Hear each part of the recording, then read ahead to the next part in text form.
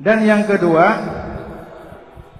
nyo di luar materi kita nyo malamnya Abu, yaitu sidro istri beikrar sumpah kepada suami dengan lafaz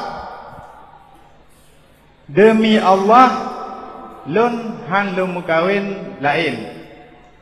Apabila lun mukawin lain, maka red dalu le tanya dua. Yang lafaz ikrar sumpah. Dan yang kedua, suami bersumpah han mukawin lain, munyo mukawin jatuh dalu. Yang mana? Yang mana pertanyaan mana? Jawaban ji nyan tali mutakli jatuh tali isteri dengan takli di munyo mukawin lain.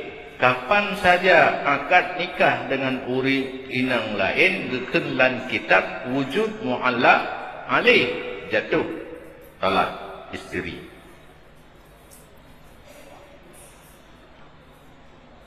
Jomlah puna pertanyaan Allah.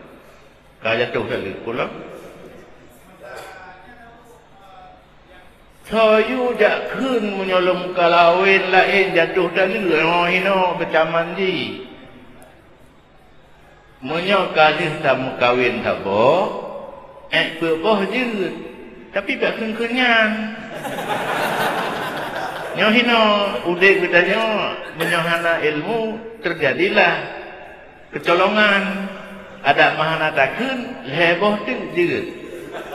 Bahkan jino na negara yang kai bipeng ke urang tim mengkawin dua pindah itu yang baik nolak. Itu anak biar pindah ni karena wabo.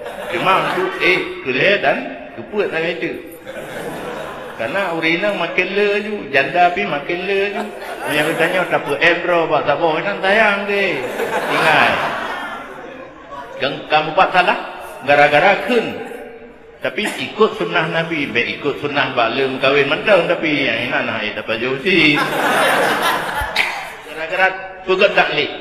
Kecaman di kapan hasil mu'allaq alih tetap mu'allaq guna terjadi jatuh tali.